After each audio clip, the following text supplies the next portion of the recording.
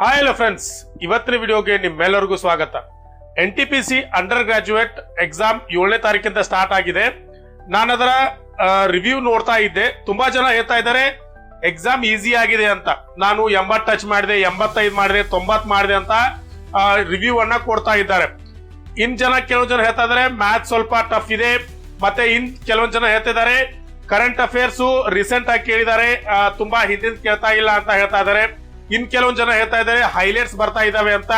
ಹೀಗೆ ಅವರವರ ಒಪಿನಿಯನ್ ಅವರು ಹೇಳ್ತಾ ಹೋಗ್ತಾ ಇದ್ದಾರೆ. ಇದನ್ನೆಲ್ಲ ನೋಡಿದ್ರೆ ಕೇವಲ ಒಂದೇ ದಿನದ ಒಂದು ಕ್ವಶನ್ ಪೇಪರ್ ನ ನೋಡಿ ನಾವು ಎಕ್ಸಾಮ್ ಇದೇ ರೀತಿ ಇದೆ ಅಂತೇಳಿ ನಿರ್ಧಾರ ಮಾಡ್ಲಿಕ್ಕೆ ಆಗೋದಿಲ್ಲ. ಇನ್ನು ಮುಂದಿನ ಹಂತದಲ್ಲಿ ಯಾವೆಲ್ಲ ರೀತಿಯ ಎಕ್ಸಾಮ್ ಬರ್ತಾವಂತ ನೋಡೋದ್ರ ಮೂಲಕ ಎಕ್ಸಾಮ್ ಯಾವ ರೀತಿ ಇದೆ ಅಂತ ನಾವು ಒಂದು ಡಿಸೈಡ್ ಮಾಡ್ಲಿಕ್ಕೆ ಬರ್ತದೆ. ಈಗ ಯಾರೆಲ್ಲ ಎಕ್ಸಾಮ್ ಬರ್ದಿದ್ದೀರಾ ಮತ್ತೆ ಎಕ್ಸಾಮ್ ಇನ್ನು ಬರಿಬೇಕಿದ್ದೀರಲ್ಲ ಅವರೆಲ್ಲ ಒಂದು ಬರುವಂತ ಸಾಮಾನ್ಯವಾದ ಪ್ರಶ್ನೆ ಏನಂತಂದ್ರೆ, ಈ ಎಕ್ಸಾಮ್ ಅನ್ನ ನಾವು ಪಾಸ್ ಆಗ್ಬೇಕಾದ್ರೆ ಎಷ್ಟು ಮಾರ್ಕ್ಸ್ ಅನ್ನ ತೆಗೆದುಕೊಳ್ಬೇಕು ಅಂದ್ರೆ, ಹೋದ ಸಲ RRB NTPC ಏನಿದೆಯಲ್ಲ ಅಂಡರ್ ಗ್ರಾಜುಯೇಟ್ ಇದರ ಒಂದು ಕಟ್ ಆಫ್ ಎಷ್ಟಿತ್ತು, CBT 1 ಕಟ್ ಆಫ್ ಎಷ್ಟಿತ್ತು ಮತ್ತೆ ಟೋಟಲ್ ಕಟ್ ಆಫ್ ಎಷ್ಟಿತ್ತು, ಇದನ್ನ ನಾವು ತಿಳ್ಕೊಂಡ್ವಿ ಅಂತಂದ್ರೆ ಈ ಒಂದು ಎಕ್ಸಾಮ್ ನಲ್ಲಿ ನಾವು ಟಿಕ್ ಮಾಡುವಾಗ ಮ್ಯಾಕ್ಸಿಮಮ್ ಎಷ್ಟು ಹಾಕ್ಬೇಕು. ಯಾಕಂದ್ರೆ ನೀವು ಹೋಸಲ ಕಟ್ ಆಫ್ 80 ಇದ್ದಾಗ ನೀವು ಈ ಸಲ ಒಂದು 50 ಟಿಕ್ ಮಾಡಿ ಬಂದು ನಂದು ಆಗತ್ತೆ ಅಂತ ಕೂತ್ರೆ ಸಾಧ್ಯನೇ ಇಲ್ಲ. ಯಾಕಂತಂದ್ರೆ ರೀಸೆಂಟ್ ಕಟ್ ಆಫ್ ಅನ್ನ ನಾವು ನೋಡಿದಾಗ ಮಾತ್ರ ಒಂದು ಎಕ್ಸಾಮ್ ಅಲ್ಲಿ ಗೋಲ್ ಅನ್ನ ಇಟ್ಕೊಂಡು 8 ಮಾರ್ಕ್ಸ್ ಅನ್ನ ನಾವು ತೆಗಿಲಿಕ್ಕೆ ಪ್ರಯತ್ನ ಮಾಡಬಹುದು. ಹೌದು ಸ್ನೇಹಿತರೆ, ಇವತ್ತಿನ ವಿಡಿಯೋದಲ್ಲಿ ನಾವು ಏನ್ ನೋಡೋಣ ಅಂತಂದ್ರೆ, NTPC ಅಂಡರ್ ಗ್ರಾಜುಯೇಟ್ ಅಲ್ಲಿ ಪಾಸ್ ಆಗಲು ಅಥವಾ ಏನಂದ್ರೆ ನಾವು ಸೆಲೆಕ್ಟ್ ಆಗ್ಲಿಕ್ಕೆ ಕಟ್ ಆಫ್ ಅನ್ನ ಎಷ್ಟು ತಗೊಳ್ಬೇಕು ಅಂದ್ರೆ ಮಿನಿಮಮ್ ಮಾರ್ಕ್ಸ್ ಅನ್ನ ಎಷ್ಟು ತಗೊಂಡ್ರೆ ನಾವು ಎಕ್ಸಾಮ್ ಅಲ್ಲಿ ಸೆಲೆಕ್ಟ್ ಆಗ್ತೀವಿ. ಮತ್ತೆ ಹೋದ್ ಸಲ 2019 ಎಕ್ಸಾಮ್ ನಡೆದತ್ತಲ್ಲ ಅವಾಗ ಬಿಟ್ಟಂತ ಕಟ್ ಆಫ್ ಎಷ್ಟಿತ್ತು ಅದನ್ನ ನೋಡೋಣ. ಮತ್ತೆ ಎಕ್ಸಾಮ್ ಇನ್ನು ಯಾರೆಲ್ಲ ಬರ್ದಿದ್ರಲ್ಲ ಅವರಿಗೆ ಒಂದು ಎಕ್ಸಾಮ್ ಅನ್ನ ಬರೋದಕ್ಕಿಂತ ಮುಂಚೆ ಮಸ್ಟ್ ಏನಂತಂದ್ರೆ ಆ ಒಂದು ಸಿಂಪಲ್ ಆದಂತ ಒಂದು ಟಿಪ್ಸ್ ಅನ್ನ ಕೊಡ್ತೀವಿ. ಎಕ್ಸಾಮ್ ಅನ್ನ ಯಾರು ಬರ್ಲಿಕ್ಕೆ ಹೋಗ್ತಾ ಇದ್ರೆ ಅವರಿಗೆ ಒಂದು ಹೆಲ್ಪ್ಫುಲ್ ಆದಂತ ಪೀಸ್ ಮೈಂಡ್ ಆಗಿ ನೋಡ್ಬೇಕಾದಂತ ಏನಂತಂದ್ರೆ ಒಂದು ವಿಡಿಯೋ ಆಗಿದೆ ಸ್ನೇಹಿತರೆ. ಏನಂದ್ರೆ ಟಿಪ್ಸ್ ಗಳು ತುಂಬಾ ಹೆಲ್ಪ್ಫುಲ್ ಆಗಿರ್ತವೆ. ಮತ್ತೆ ಕಟ್ ಆಫ್ ಅನ್ನ ನೋಡೋಣ. ಈ ರೀತಿ ವಿಡಿಯೋ ಹೋಗ್ತದೆ ಸ್ನೇಹಿತರೆ. ಯಾರೆಲ್ಲ ಇನ್ನೂ ನನ್ನ ಫಸ್ಟ್ ಟೈಮ್ ನೋಡ್ತಾ ಇದ್ರೆ ಚಾನಲ್ ನ ಅವರು ಸಬ್ಸ್ಕ್ರೈಬ್ ಮಾಡ್ಕೊಳ್ಳಿ, ಮತ್ತೆ ಪಕ್ಕದಲ್ಲಿರೋ ಬೆಲ್ ಐಕಾನ್ ಪ್ರೆಸ್ ಮಾಡಿ, ಲೈಕ್ ಮಾಡಿ. ನಿಮ್ ಫ್ರೆಂಡ್ಸ್ ಯಾರೆಲ್ಲ ಅಪ್ಲಿಕೇಶನ್ ಹಾಕಿ ಎಕ್ಸಾಮ್ ಗೆ ಪ್ರಿಪರೇಷನ್ ನಡೆಸ್ತಾ ಇದಾರೆ ಅವ್ರಿಗೆ ವಿಡಿಯೋನ ಶೇರ್ ಮಾಡಿ ಅಂತ ಹೇಳ್ತಾ ಬನ್ನಿ ವಿಡಿಯೋ ಸ್ಟಾರ್ಟ್ ಮಾಡೋಣ. ಯಾವುದೇ ಒಂದು ಎಕ್ಸಾಮ್ ಗೆ ಪ್ರಿಪರೇಷನ್ ನಡೆಸಬೇಕಾದ್ರೆ ಅದಕ್ಕೆ ಮೊಟ್ಟ ಮೊದಲು ಏನ್ ಮಾಡ್ಬೇಕಂದ್ರೆ ಅದರ ಹಳೆಯ ಪ್ರಶ್ನೆ ಪತ್ರಿಕೆಗಳನ್ನ ಕಲೆಕ್ಟ್ ಮಾಡಿ ಅದರ ಅನಲೈಸ್ ಮಾಡೋದು ಒಂದು ಪ್ರಮುಖವಾದ ಹೆಜ್ಜೆ ಆಗಿರ್ತದೆ ಸ್ನೇಹಿತರೆ.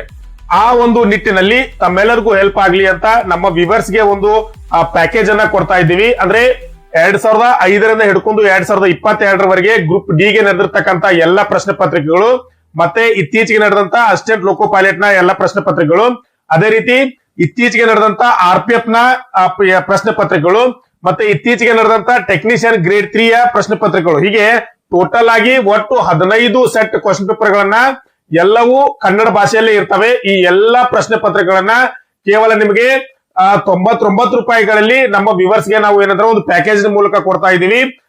ಇದಕ್ಕೆ ನಿಮ್ಗೆ ಎಲ್ಲರಿಗೂ ಬೇಕಂತಂದ್ರೆ ನೀವ್ ಏನ್ ಮಾಡ್ಬೇಕಂದ್ರೆ ಕೇವಲ 99 ರೂಪಾಯಿಗಳನ್ನ ಪಾವತಿ ಮಾಡಿ ಎಲ್ಲಾ ಪ್ರಶ್ನೆ ಪತ್ರಿಕೆಗಳನ್ನ ಪಡೆದುಕೊಳ್ಬಹುದು. ಅದೇ ರೀತಿ NTPC ಯ ಪ್ರಶ್ನೆ ಪತ್ರಗಳು, ಪ್ರೀವಿಯಸ್ ಪ್ರಶ್ನೆ ಪತ್ರಗಳು ಅವೈಲೇಬಲ್ ಇದಾವೆ. ಅವು ಯಾರಿಗ್ ಬೇಕೋ ಅವರು ಈ ನಂಬರ್ಗೆ ಕಾಂಟ್ಯಾಕ್ಟ್ ಮಾಡಿ 99 ರೂಪಾಯಿಗಳನ್ನ ಪಾವತಿ ಮಾಡೋದ್ರ ಮೂಲಕ NTPC ಯ ಪ್ರೀವಿಯಸ್ ಕ್ವಶನ್ ಪೇಪರ್ ಗಳನ್ನ ತೆಗೆದುಕೊಳ್ಬಹುದು. ಸ್ಟಡಿ ಮಾಡ್ಲಿಕ್ಕೆ ಸ್ಟಡಿ ಮೆಟೀರಿಯಲ್ ಇದೆ ಅಂತ ನೀವು ಕೇಳಿದ್ರೆ ಇದೇ ಸ್ನೇಹಿತರೆ. ಗ್ರೂಪ್ ಡಿ ಗೆ ಹೆಲ್ಪ್ ಆಗುವಂತ ಅಸಿಸ್ಟೆಂಟ್ ಲೋಕೋ ಪೈಲಟ್, NTPC, ಟೆಕ್ನಿಷಿಯನ್, SSC ಎಲ್ಲ ಎಕ್ಸಾಮ್ ಗಳಿಗೆ ಹೆಲ್ಪ್ ಆಗುವಂತ ಒಂದು ಪ್ಯಾಕೇಜ್ ಅನ್ನ ನಿಮ್ಗೆ ಕೊಡ್ತಾ ಇದ್ವಿ ಸ್ನೇಹಿತರೆ. ಅದೇನಂತಂದ್ರೆ ಜನರಲ್ ಸೈನ್ಸ್, ಈ ಜನರಲ್ ಸೈನ್ಸ್ ಮತ್ತೆ current affairs, Indian history, constitution, general awareness ಮತ್ತೆ ಹಳೆಯ ಪ್ರಶ್ನೆ ಪತ್ರಿಕೆಗಳು ಈ ಎಲ್ಲವನ್ನ ಕೂಡುವಂತ ಒಂದು ಪ್ಯಾಕೇಜ್ ಅನ್ನು ನಿಮ್ಗೆ ಕೊಡ್ತಾ ಇದ್ದೀವಿ. ಜನರಲ್ ಸೈನ್ಸ್ ಅಲ್ಲಿ ಏನಿರ್ತೈತೆ ಅಂದ್ರೆ ಕೆಮಿಸ್ಟ್ರಿ, ಬಯಾಲಜಿ ಮತ್ತೆ ಫಿಸಿಕ್ಸ್ ಈ ಎಲ್ಲದ್ರ ಮೇಲೆ ಎಕ್ಸ್ಪ್ಲೇಷನ್ ಇರ್ತೈತಿ. ಮತ್ತೆ ಅದಕ್ಕೆ ಸಂಬಂಧಪಟ್ಟಂತ ಪ್ರಶ್ನೆ ಪತ್ರಗಳು ಅದರ ಲಾಸ್ಟ್ ಅಲ್ಲಿ ಇರ್ತವೆ. ಇನ್ನಪ್ಪ ಕರೆಂಟ್ ಅಫೇರ್ಸ್ ಅಲ್ಲಿ ಏನಿರ್ತೈತೆ ಅಂದ್ರೆ 2024 ಹಿಡ್ಕೊಂಡು 2025 ಜನವರಿ ಟು ಮೇ 17 ತಿಂಗಳ ಒಂದು ಅಂದ್ರೆ ಎಕ್ಸ್ಪ್ಲೇಷನ್ ಕರೆಂಟ್ ಅಫೇರ್ಸ್ ನಿಮ್ಗೆ ಸಿಗ್ತದೆ ಇದರಲ್ಲಿ.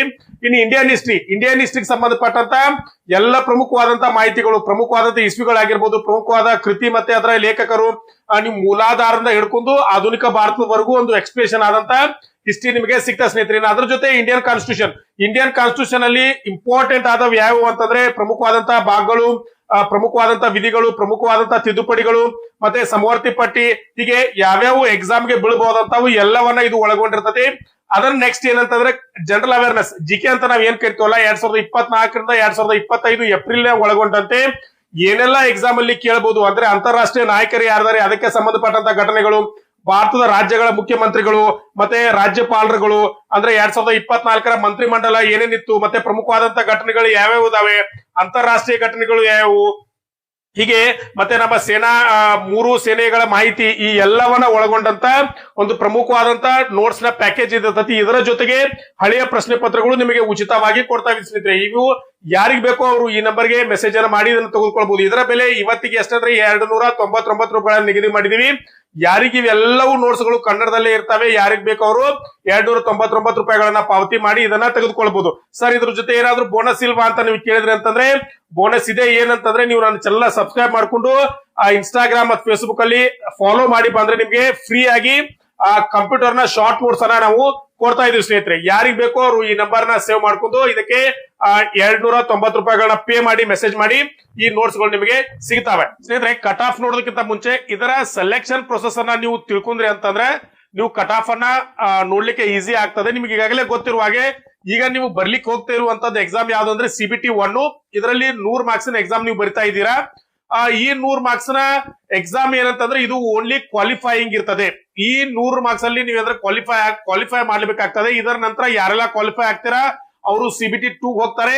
ಅಲ್ಲಿ ಒಂದು ಕಟ್ ಆಫ್ ಲಿಸ್ಟ್ ಅನ್ನ ಬಿಡ್ತಾರೆ. ಆ ಕಟ್ ಆಫ್ ಲಿಸ್ಟ್ ಅಲ್ಲಿ ಯಾರೆಲ್ಲ ಸೆಲೆಕ್ಟ್ ಆಗ್ತಾರೆ ಅವರು ಸ್ಕಿಲ್ ಟೆಸ್ಟ್ ಅನ್ನ ಮಾಡಿ ಫೈನಲ್ ಮೆರಿಟ್ ಅನ್ನ ಏನಂತಾರೆ ಸೆಲೆಕ್ಟ್ ಆಗ್ತಾರೆ ಸ್ನೇಹಿತರೆ. ಈ ರೀತಿ 2 ಎಕ್ಸಾಮ್ ಅನ್ನ ಬರೆಯೋದ್ರ ಮೂಲಕ ನೀವು ಪಾಸ್ ಆಗ್ಬೇಕಾಗ್ತದೆ.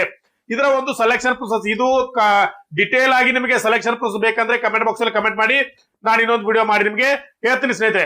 ಈಗ ನೀವು ಏನ್ ನೋಡ್ಬೇಕಂತ ನಿಮಗೆ ಈಗಾಗಲೇ ಗೊತ್ತಿರುವ ಹಾಗೆ ಇದರಲ್ಲಿ 2 ರೀತಿಯ ಹುದ್ದೆಗಳಿದಾವೆ. ಯಾವ್ಯಾವು? ಲೆವೆಲ್ 3 1 ಬೇರೆ ಬರ್ತದೆ, ಮತ್ತೆ ಲೆವೆಲ್ 2 1 ಬೇರೆ ಬರ್ತದೆ. ಇಲ್ಲಿ ಕಮರ್ಷಿಯಲ್ ಕಮ್ ಟಿಕೆಟ್ ಕ್ಲರ್ಕ್ ಇದೆಯಲ್ಲ ಇದು ಲೆವೆಲ್ 3 ಬರ್ತದೆ. ಇದರ ಒಂದು ಕಟ್ ಆಫ್ ಬೇರೆ ರೀತಿ ಇರ್ತತಿ. ಮತ್ತೆ account clerk come typist, junior clerk come typist, train clerk ಇದರ ಒಂದು ಕಟ್ ಆಫ್ ಏನಂತಂದ್ರೆ ಬೇರೆ ರೀತಿಯಿಂದ ಬರ್ತದೆ. ಯಾಕಂದ್ರೆ ಲೆವೆಲ್ 2 ಮತ್ತೆ ಲೆವೆಲ್ 3 ಕಟ್ ಆಫ್ ಬೇರೆ ಬೇರೆ ರೀತಿಯಿಂದ ಬರ್ತದೆ. ಇದು ನೀವು ಅರ್ಥ ಮಾಡ್ಕೊಳ್ಬೇಕು. ಯಾಕಂದ್ರೆ ನಾನು ಕಟ್ ಆಫ್ ಮಾರ್ಕ್ಸ್ ಅನ್ನ ತೋರಿಸುವಾಗ ಕನ್ಫ್ಯೂಸ್ ನೀವು ಆಗ್ಬಾರ್ದು ಸ್ನೇಹಿತರೆ. ಬರ್ರಿ ಹಾಗಾದ್ರೆ ಈಗ ನಾವು ಏನಂತಂದ್ರೆ ಮೊದಲಿಗೆ ಇಲ್ಲಿ ನೋಡಿಲಿ ಯಾವ್ದಂತಂದ್ರೆ 2019ರಲ್ಲಿ ಇಲ್ಲಿ ನೋಡ್ರಿ ನೀವು ತೋರಿಸ್ತಿರುವಂತದ್ದು 2019ರಲ್ಲಿ ಬಿಟ್ಟಿರ್ತಕ್ಕಂಥ ಕಟ್ ಆಫ್ ಮಾರ್ಕ್ಸ್ CBT 1 ಇದು CBT 1 ಲೆವೆಲ್ 3 ಗೆ ಬಿಟ್ಟಂತ ಕಟ್ ಆಫ್ ಮಾರ್ಕ್ಸ್. ಗಮನವಿಟ್ಕೊಂಡು ನೋಡ್ಕೊಂಡು ಇದ್ರ ಕಟ್ ಆಫ್ ಮಾರ್ಕ್ಸ್ ಅನ್ನ ನೋಡ್ಕೊಡ್ರಿ. ಇಲ್ಲಿ ಎಲ್ಲವನ್ನ ಕೊಟ್ಟಿದ್ದಾರೆ. ನಾವು ಜಾಸ್ತಿ ಕನ್ನಡಿಗರು ಈ ನನ್ನ ವಿಡಿಯೋನ ನೋಡ್ತಿರೋದ್ರಿಂದ ಜಾಸ್ತಿ ಎಲ್ಲರೂ RRB ಬೆಂಗಳೂರಿಗೆ ಅಪ್ಲಿಕೇಶನ್ ಹಾಕಿರೋದ್ರಿಂದ ನೀವು ಬೆಂಗಳೂರನ್ನು ಏನಂತಂದ್ರೆ ಒಂದು ಕಾನ್ಸ್ಟೆಂಟ್ ಆಗಿ ನೋಡ್ತಾ ಹೋಗೋಣ. ಇಲ್ಲಿ ಏನಂತಂದ್ರೆ ಟೋಟಲ್ ಆಗಿ UR SC ST OBC EWS ಅಂತ ಸಪರೇಟ್ ಆಗಿ ಎಲ್ಲವೂ ಕೆಟಗರಿ ವೈಸ್ ಕೊಟ್ಟಿದ್ದಾರೆ. ನೀವು ಒಂದೊಂದಾಗಿ ನೋಡ್ತಾ ಹೋಗ್ಬೋದು. ಇಲ್ಲಿ UR ಅಲ್ಲಿ CBT 1 ಗೆ ಎಟ್ ಕಟ್ ಆಫ್ ನಿಂತಿದೆ ಅಂದ್ರೆ 72.83 ಅಂತಕ್ಕಂಥದ್ದು UR ಗೆ ನಿಂತಿದೆ. SC ಅವರು 61.39 ಗೆ ಏನಂತಂದ್ರೆ ಕಟ್ ಆಫ್ ನಿಂತಿದೆ. ST 54.26, OBC 67.25, EWS ಅವರು 63.31 ಏನಿದ್ರೆ ಕಟ್ ಆಫ್ ನಿಂತಿದೆ ಸ್ನೇಹಿತರೆ. ಯಾವ್ದ್ರ ಇದು 2019ರಲ್ಲಿ ನಡೆದಿರ್ತಕ್ಕಂಥ ಲೆವೆಲ್ 3 CBT 1 ಕಟ್ ಆಫ್ ಇದು ಸ್ನೇಹಿತರೆ. ಎಲ್ಲರೂ ಇನ್ನೊಂದ್ಸಲ ಇದ್ರ ಬೇಕಾದ್ರೆ ನೀವು ಸ್ಕ್ರೀನ್ಶಾಟ್ ತಕೊಂಡು ನೋಡ್ರಿ. ಇನ್ನೊಂದು ಏನ್ ಕಟ್ ಆಫ್ ಅಂತಂದ್ರೆ ಎತ್ರದು ಡೈರೆಕ್ಟ್ ಕಟ್ ಆಫ್ ತೋರಿಸ್ತೀನಿ ನಿಮಗೆ. ಯಾಕಂದ್ರೆ ಸುಮ್ಮಾ ಆ ಬೇರೆ ಬೇರೆ ತೋರಿಸಿ ಕನ್ಫ್ಯೂಸ್ ಮಾಡ್ಲಿಕ್ಕೆ ಹೋಗುದಿಲ್ಲ. ಇಲ್ಲಿ ಏನಿದೆ ನೋಡ್ಲಿ ಇದು 2019ರಲ್ಲಿ ಬಿಟ್ಟಿರ್ತಕ್ಕಂಥದ್ದು ಇದು ಇದೆ ಎಕ್ಸಾಮ್ ಕಟ್ ಆಫ್ ಇದೆ. ಇದು CBT 2 ಇದು ನಾವು ಅವಾಗಲೇ ನೋಡಿದ್ವಿ. CBT 1 ಇದು CBT 2 ಇದು ಲೆವೆಲ್ 2 ನೀವು ಇದೇ ನೋಡಿದ್ರಿ ಲೆವೆಲ್ 3 ಅದು. ಇದು ಲೆವೆಲ್ 2 ನ CBT 2 ಕಟ್ ಆಫ್ ನೋಡ್ತಾ ಇದೀವಿ. ಇದರಲ್ಲೂ ಎಲ್ಲವೂ ಇದೆ. ನೀವು ಬೇಕಾದ್ರೆ ಎಲ್ಲವನ್ನ ನೋಡ್ತಾ ಹೋಗ್ಬೋದು. ಆದ್ರೆ ನಮ್ಗ ಯಾವ್ದಾದ್ರು ಬೆಂಗಳೂರು ಬೇಕು, ಬೆಂಗಳೂರು ಮಾತ್ರ ನಾವು ನೋಡ್ತಾ ಹೋಗೋಣ. ಇಲ್ಲಿ CBT 2 ಗೆ ಲೆವೆಲ್ 2 ಅಲ್ಲಿ ಎಷ್ಟಿದೆ ಅಂದ್ರೆ 83.36 ಕಟ್ ಆಫ್ ಇದೆ. ಇನ್ನು SC ಅವರಿಗೆ 73.27 ಇದೆ. ST ಅವರಿಗೆ 69.24 ಇದೆ. OBC 80.34 ಇದೆ. ಆಮೇಲೆ EWS 76.97 ಇದೆ. ಹಾಗಾದ್ರೆ ಅತಿ ಕಡಿಮೆ ಎಲ್ಲಿ ನಿಂತಿತ್ತು ನೀವು ಒಂದ್ ಸ್ವಲ್ಪ ಎಲ್ಲ UR ನೋಡ್ಕೋತ ಬನ್ನಿ. ಹೈಯೆಸ್ಟ್ ಎಲ್ಲಿತ್ತು ಅಂತಂದ್ರೆ 81 ಇದೆ, 88 ಇದೆ. ರಾಂಚಿಯಲ್ಲಿ ಹೈಯೆಸ್ಟ್ 88 ಅಂತ ಇದೆ ಸ್ನೇಹಿತರೆ. ಲೋಯೆಸ್ಟ್ ಎಷ್ಟಿದೆ? ಲೋಯೆಸ್ಟ್ ಅನ್ನ ನೋಡ್ತಾ ಬನ್ನಿ ನೀವು. ಲೋಯೆಸ್ಟ್ ಎಲ್ಲಿದೆ 73 ಇದೆ, 58 ಇದೆ ಗುವಾಹಟಿ, 53 ಮತ್ತೆ ಯಾವ್ದೋ ಇದೆಯಾ ಇಲ್ಲ 53 ಗುವಾಹಟಿ ಇದೆ. ಹಾಗಾದ್ರೆ ಈ ಸಲ ಎಷ್ಟು ನಿಂದಿರಬಹುದು? ಈ ಸಲ ಸಬ್ಮಿಟ್ ಆದಂತ ಒಂದು ಅಪ್ಲಿಕೇಶನ್ ಸ್ಟೇಟಸ್ ಮೇಲೆ ಮತ್ತೆ ಎಕ್ಸಾಮ್ ಕ್ವಶನ್ ಪೇಪರ್ ಯಾವ ರೀತಿ ಬರ್ತೈತೆ ಅನ್ನೋದ್ರ ಮೇಲೆ ಈ ಸಲದ ಕಟ್ ಆಫ್ ನಿಂತಿರ ಸ್ನೇಹಿತರೆ. ಆದ್ದರಿಂದ ನೀವು ಇದನ್ನ ನೋಡೋದ್ರ ಮೂಲಕ ಏನ್ ತಿಳ್ಕೊಳ್ಬಹುದು, ಈ ಸಲ ನಾವು ಎಟ್ ಮಾರ್ಕ್ಸ್ ಅನ್ನ ತಗೊಂಡ್ರೆ ಏನಂದ್ರೆ ಒಂದು ಎಕ್ಸಾಮ್ ಅಲ್ಲಿ ಪಾಸ್ ಆಗ್ಬಹುದು. ಯಾಕಂದ್ರೆ ಎರಡ್ ರೀತಿಯ ಒಂದು ಏನಂತಂದ್ರೆ ಲೆವೆಲ್ 3 ಮತ್ತೆ ಲೆವೆಲ್ 2 ಗೆ ಏನಂತಂದ್ರೆ ಬೇರೆ ಬೇರೆ ರೀತಿಯಿಂದ ಬಿಡ್ತಾರೆ. ಮತ್ತೆ CBT 1 ಅಲ್ಲಿ ಬೇರೆ ರೀತಿ ಬಿಡ್ತಾರೆ, CBT 2 ಅಲ್ಲಿ ಬೇರೆ ಬೇರೆ ಬಿಡ್ತಾರೆ. ಈಗ ನೀವೆಲ್ಲ ಎಕ್ಸಾಮ್ ಬರಿತಾ ಇರೋದು ಯಾವ್ದಂತಂದ್ರೆ CBT 1. ಈ CBT 1 ಅಲ್ಲಿ ಎಷ್ಟೇ ಮಾರ್ಕ್ಸ್ ತಗೊಂಡ್ರು ಕೇವಲ ಕ್ವಾಲಿಫೈಯಿಂಗ್ ಇರ್ತದೆ. ನೆನಪಿಟ್ಕೊಡ್ರಿ, ಮಿನಿಮಮ್ ಮಾರ್ಕ್ಸ್ ಎಷ್ಟು ತಗೋಬೇಕು? UR ದವರು 40 ತಗೊಂಡ್ರೆ ಸಾಕು, OBC ಅವ್ರು 30 ತಗೊಂಡ್ರೆ ಸಾಕು, SC ಅವರು 30 ತಗೊಂಡ್ರೆ ಸಾಕು, ST ಅವರು 25 ತಗೊಂಡ್ರೆ ಸಾಕು. ಇದು ಕ್ವಾಲಿಫೈಯಿಂಗ್ ಮಾರ್ಕ್ಸ್. ಆದ್ರೆ ಮ್ಯಾಕ್ಸಿಮಮ್ ಮಾರ್ಕ್ಸ್ ಎಷ್ಟು ತಗೋಬೇಕು? ಹೋಸಲ ಎಷ್ಟು ನಿಂತಿತ್ತು ಇಲ್ಲಿ ನಿಮ್ಗೆ ನೋಡ್ಬೋದು. ಹೋಸಲ ಇಲ್ಲಿ ನೀವು ನೋಡಿದ್ರೆ ಗೊತ್ತಾಗತ್ತೆ. ಲೈಕ್ CBT 1 ಇದು ನೀವು ಬೆಂಗಳೂರು ಎಷ್ಟಿದೆ ನಾನು ಅವಾಗಲೇ ಹೇಳಿದೆ. ಇಲ್ಲಿ ನೋಡಿಲಿ 72 ಅಂದ್ರೆ ರೌಂಡ್ ಆಫ್ 73 ವರ್ಗೂ ಏನಂತಂದ್ರೆ ಸ್ಕೋರ್ ನ ನೀವು ಮಾಡ್ಬೇಕಾಗ್ತದೆ ಸ್ನೇಹಿತರೆ. ಇದು ಆಲ್ ನೆಗೆಟಿವ್ ಕಟ್ ಮಾಡಿ ಫೈನಲ್ ನಾರ್ಮಲೈಸ್ ಫೈನಲ್ ಮಾಡಿದಂತ ಮಾರ್ಕ್ಸ್ ಶೀಟ್ ಸ್ನೇಹಿತರೆ. ಈ ರೀತಿಯ ಒಂದು ಏನಂತಂದ್ರೆ ಎಕ್ಸಾಮ್ ಇರ್ತದೆ ಸ್ನೇಹಿತರೆ. ಇದಕ್ಕೆ ನೀವು ಯಾವ ರೀತಿ ಪ್ರಿಪೇರ್ ಆಗ್ಬೇಕು? ಯಾಕಂತಂದ್ರೆ ಎಕ್ಸಾಮು ನೀವು ಎಷ್ಟೋ ಜನ ಈಸಿ ಆಗಿದೆ ಅಂತ ಹೇಳಿದ್ರು ಸಹ ನಿಮಗೆ ಒಂದು ಅರ್ಥ ಆಗುತ್ತೆ, ಸರಿಯಾಗಿ ನೋಡ್ಕೊಡ್ರಿ. ಇನ್ನು ಎಕ್ಸಾಮ್ ಯಾರು ಬರ್ದಿಲ್ಲ ಅವ್ರಿಗೆ ನಾನು ಕೊಡುವಂತ ಸಿಂಪಲ್ ಆದಂತ ಟಿಪ್ಸ್ ಏನಂತಂದ್ರೆ, ಎಕ್ಸಾಮ್ಗೆ ಇನ್ನು ಯಾರೆಲ್ಲ ಹೋಗಿಲ್ಲ ಅವ್ರು ಗಮನಿಸಬೇಕಾದದ್ದು ಏನಪ್ಪಾ ಅಂದ್ರೆ ಟಾಪರ್ ಗಳ ಕನೆಕ್ಷನ್ ತಯಾರಿ ಯಾವ ರೀತಿ ಇರ್ತತಿ, ಸ್ಟ್ರಾಟಜಿ ಏನ್ ಬಳಸ್ತಾರೆ. ಯಾಕಂದ್ರೆ ಒಬ್ಬ ಸೆಲೆಕ್ಟ್ ಆದಂತ ವ್ಯಕ್ತಿ ಮತ್ತೆ ಸೆಲೆಕ್ಟ್ ಆಗ್ಲಾರ್ದಂತ ವ್ಯಕ್ತಿಯ ನಡುವೆ ಬಹಳ ಡಿಫರೆನ್ಸ್ ಇರುವುದಿಲ್ಲ. ಅವರ ಬಳಸಿರುವಂತ ಸ್ಟ್ರಾಟಜಿಗಳೇ ಅವರ ಗೆಲುವಿಗೆ ಕಾರಣ ಆಗಿರ್ತತಿ. ಈಗ ಎಕ್ಸಾಮ್ ಸ್ಟಾರ್ಟ್ ಆಗಿದೆ, ಕೆಲವೊಂದ್ ಜನ ಎಕ್ಸಾಮ್ ನಿನ್ನೆ ಮುಗಿದಿರ್ಬೋದು ಅಥವಾ ಇವತ್ತಿರ್ಬೋದು ಅಥವಾ ನಾಳೆ ಇನ್ನೊಂದು ವಾರಗಳಲ್ಲಿ ಎಕ್ಸಾಮ್ ಇರ್ಬೋದು. ನಿಮ್ಮ ಎಕ್ಸಾಮ್ ಯಾವಾಗಿದೆ ಅಂತ ಮರಿಲಾರದೆ ಕಮೆಂಟ್ ಬಾಕ್ಸ್ ಅಲ್ಲಿ ಕಮೆಂಟ್ ಮಾಡಿ ಸ್ನೇಹಿತರೆ. ಅವರು ಏನಂತಂದ್ರೆ ಮುಂದೆ ಇರುವಂತ ಎಕ್ಸಾಮ್ ಇನ್ನು ಮುಂದಿನ ದಿನಗಳಲ್ಲಿ ಇರುವಂತವ್ರಿಗೆ ಏನಂತಾರೆ ಒಂದು ಕೊಡುವಂತ ಸಲಹೆ ಏನಂತಂದ್ರೆ ಅವ್ರಿಗೆ ಎಲ್ಲಾ ಒಂದು ಏನಂತಂದ್ರೆ ರೂಲ್ಸ್ ಗಳನ್ನ ಅಥವಾ ಒಂದು ಸಲಹೆಗಳನ್ನ ಏನಂದ್ರೆ ಸ್ಟ್ರಾಟಜಿಗಳನ್ನ ಫಾಲೋ ಮಾಡಿ. ಏನಪ್ಪಾ ಅಂದ್ರೆ ಮೊದಲನೇ ಸ್ಟ್ರಾಟಜಿ ಏನಂತಂದ್ರೆ ರಿವಿಷನ್ ಮೇಲೆ ಗಮನ ಕೊಡಿ. ಹೊಸ ವಿಷಯಗಳನ್ನ ಓದೋನ ಬಿಟ್ಟು ಈಗಾಗಲೇ ಓದಿದ ಮಹತ್ವದ ಅಂಶಗಳನ್ನ ಪುನರ್ ಅವಲೋಕಿಸುತ್ತಾರೆ. ಯಾರು? ಟಾಪರ್ಗಳು ಅಂದ್ರೆ ಸೆಲೆಕ್ಟ್ ಆದಂತ ಏನ್ ವಿದ್ಯಾರ್ಥಿಗಳೇ ಅವರ ಒಂದು ಒಪಿನಿಯನ್ ತಗೊಂಡಾಗ ಅವ್ರು ಏನ್ ಹೇಳ್ತಾರಂತಂದ್ರೆ ಜಾಸ್ತಿ ಎಕ್ಸಾಮ್ ಸನೇಕ್ ಬಂದಾಗ ಅಥವಾ ಎಕ್ಸಾಮ್ ಸ್ಟಾರ್ಟ್ ಆದ್ಮೇಲೆ ಹೊಸದನ್ನ ಓದೋದಕ್ಕಿಂತ ಹಳೆಯದನ್ನ ನಾನು ಯಾವ್ದನ್ನ ಓದಿರ್ತಿರಲ್ಲ ಅದನ್ನ ಜಾಸ್ತಿ ರಿಪೀಟ್ ಮಾಡಿ ನೆನಪಿಟ್ಕೊಳ್ಳಿಕ್ಕೆ ಪ್ರಯತ್ನ ಮಾಡ್ತಾರೆ. ತಾವು ಮಾಡಿಕೊಂಡ ನೋಟ್ಸ್ ಅಥವಾ ಶಾರ್ಟ್ ನೋಟ್ಸ್ ಅನ್ನ ಏನಂತಂದ್ರೆ ಮುಕ್ತಾಯವರೆಗೆ ಮರುಪಠಿಸುತ್ತಾರೆ. ಅಂದ್ರೆ ನೀವ್ ಏನ್ ಶಾರ್ಟ್ ನೋಟ್ಸ್ ಮರಿತಾರ ಹೈಲೈಟ್ಸ್ ಅನ್ನ ಹೊಳ್ಳಿ ನೆನಪು ಮಾಡ್ಕೊಳ್ಳೋದು. ಎಲ್ಲವನ್ನ ಓದ್ತಾ ಹೋದ್ರೆ ಹಳೆದ ಮರ್ಕೋತ ಹೋದ್ರೆ ಏನೂ ಉಪಯೋಗ ಇಲ್ಲ. ಜಾಸ್ತಿ ಯಾವ್ದು ಹೈಲೈಟ್ ಇದೆ ಅದನ್ನ ನೆನಪು ಮಾಡ್ಕೋತಾ ಹೋಗ್ಬೇಕು. ಏನಂದ್ರೆ ಮಾರ್ಕ್ಸ್ ಗಳನ್ನ ಎಕ್ಸಾಮ್ಗೆ ಸಮಯಕ್ಕೆ ಹೊಂದಾಣಿಕೆ ಆಗುವಂತೆ ಮಾಡೋದು. ಮಾಕ್ ಟೆಸ್ಟ್ ಗಳನ್ನ ಬರಿ ಅಂತ ಹೇಳ್ತಾರೆ. ಮಾಕ್ ಟೆಸ್ಟ್ ಅನ್ನ ಯಾಕೆ ಬರಿಬೇಕು? ಇವತ್ತು ಎಕ್ಸಾಮ್ ಹೇಳ್ತಾ ಇದ್ದು ರಿವ್ಯೂ ನೋಡ್ತಾ ಇದ್ದೆ, ಅವಾಗ ಹೇಳಿದ್ನಲ್ಲ ನನಗೆ ಟೈಮ್ ಮ್ಯಾನೇಜ್ಮೆಂಟ್ ಗೊತ್ತಾಗ್ಲಿಲ್ಲ, ಇನ್ನೂ ಕ್ವಶನ್ ಗಳು ಬರ್ತಾ ಇದ್ದು ಅದನ್ನ ನಾನು ಅದೇ ಟಿಕ್ ಮಾಡಲಾರ್ದೆ ನನಗೆ ಟೈಮ್ ಸಾಲಿಲ್ಲ ಅಂತ ಹೇಳ್ತಾರೆ. ಆದ್ರೆ ಸ್ನೇಹಿತರೆ ಯಾರೆಲ್ಲ ಎಕ್ಸಾಮ್ ಬರೆಯೋದಾರೆ ನೀವು ಮಾಕ್ ಟೆಸ್ಟ್ ಅನ್ನ ಅಟೆಂಡ್ ಮಾಡಿ ಸಮಯದ ನಿರ್ವಹಣೆ ಯಾವ ರೀತಿ ಮಾಡ್ಬೇಕು, ಟೈಮ್ ಮ್ಯಾನೇಜ್ಮೆಂಟ್ ಯಾವ ರೀತಿ ಮಾಡ್ಬೇಕಂತ ಹೇಳಿ ಮೊದಲಿಗೆ ಅರ್ಥ ಮಾಡ್ಕೊಡ್ರಿ. ಯಾಕಂದ್ರೆ ನಿಮಗೆ ಸಮಯದ ಒಂದು ಸರಿಯಾದ ನಿರ್ವಹಣೆ ಮಾಡ್ಲಿಕ್ಕೆ ಆಗ್ಲಿಲ್ಲ ಅಂತಂದ್ರೆ ನಿಮಗೆ ಮುಂದಿನ ಉತ್ತರಗಳು ಗೊತ್ತಿದ್ರು ಸಹ ಏನು ಮಾಡಕ್ ಆಗುದಿಲ್ಲ. ನೀವು ಸಮಯವನ್ನ ಅರ್ಧದಲ್ಲೇ ಬಿಟ್ಟು ಬರ್ಬೇಕಾಗ್ತದೆ. ನೀವು ಎಕ್ಸಾಮ್ಗೆ CBT ಎಕ್ಸಾಮ್ ಅಲ್ಲಿ ಬರಿಬೇಕಂದ್ರೆ ನಾವು ಮೊದಲಿಗೆ ಮಾಡ್ಬೇಕಂದ್ರೆ ಸಮಯದ ನಿರ್ವಹಣೆಯನ್ನ ಕಳ್ಕೊಳ್ಬೇಕು. ಪ್ರಮುಖ ಅಂಕ ಪಡೆಯುವ ವಿಷಯಗಳನ್ನ ಏನಂದ್ರೆ ಟಾರ್ಗೆಟ್ ಮಾಡ್ಬೇಕು. ಯಾವಪ್ಪ ಪ್ರಮುಖ ನಮಗೆ ಜಾಸ್ತಿ ಅಂಕಗಳು ಬರುವಂತದ್ದು, ನನ್ನ ಕೆಪಾಸಿಟಿ ಏನು, ನನ್ನ ಏನಂತಂದ್ರೆ ಒಂದು ಪ್ರಬಲವಾದಂತದ್ದು ಏನಿದೆ ನನ್ನಲ್ಲಿ, ನನಗೆ ಗಣಿತ ಜಾಸ್ತಿ ಬರ್ತೈತ, ಗಣಿತದಲ್ಲಿ ಜಾಸ್ತಿ ಅಂಕಗಳನ್ನ ತೆಗಿಲಿಕ್ಕೆ ಪ್ರಯತ್ನ ಮಾಡ್ಬೇಕು.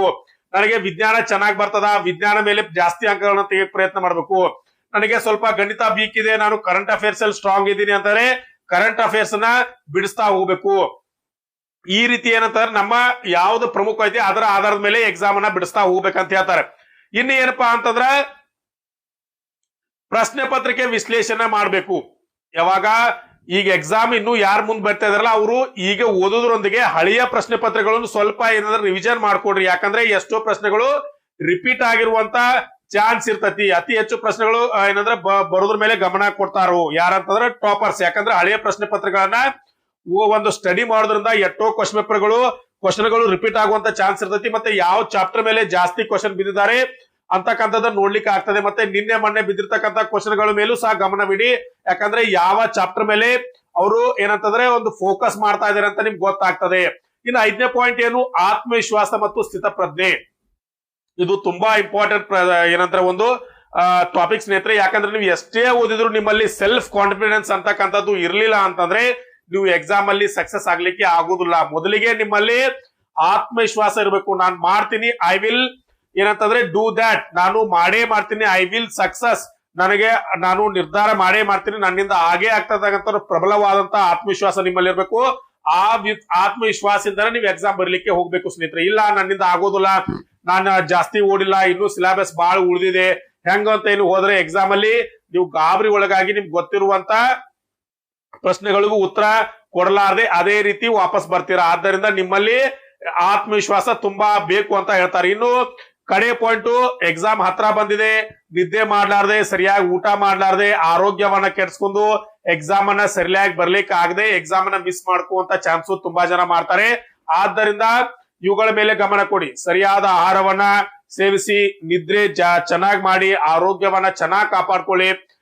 ಈ ರೀತಿಯ ಒಂದು ಎಕ್ಸಾಮ್ಗೆ ಪ್ರಿಪರೇಷನ್ ನಡೆಸಿ ಸ್ನೇಹಿತರೆ. ಈ ರೀತಿಯ ಒಂದು ಎಕ್ಸಾಮ್ಗೆ ಪ್ರಿಪರೇಷನ್ ಅನ್ನ ಮಾಡಬಹುದು ಸ್ನೇಹಿತರೆ. ಇದಾಗಿತ್ತು ಇವತ್ತಿನ ವಿಡಿಯೋ. ಇದೇ ರೀತಿಯ ವಿಡಿಯೋಗಳಿಗಾಗಿ ಚಾನೆಲ್ ನ ಸಬ್ಸ್ಕ್ರೈಬ್ ಮಾಡ್ಕೊಳ್ಳಿ. ಇವತ್ತಿನ ವಿಡಿಯೋ ನಿಮಗೆ ಹೆಲ್ಪ್ಫುಲ್ ಆಗಿತ್ತು ಅಂತ ಅನ್ಕೋತೀನಿ. ಮತ್ತೆ ಇದೇ ರೀತಿಯ ವಿಡಿಯೋಗಳು ಬೇಕಂದ್ರೆ ಚಾನೆಲ್ ನ ಸಬ್ಸ್ಕ್ರೈಬ್ ಮಾಡ್ಕೊಂಡು ನಿಮ್ ಫ್ರೆಂಡ್ಸ್ ಗೆಲ್ಲ ಶೇರ್ ಮಾಡಿ ಅಂತ ಹೇಳ್ತಾ ಇವತ್ತಿನ ವಿಡಿಯೋನ ಇಲ್ಲೇ ಮುಗಿಸೋಣ. ನಮಸ್ಕಾರ.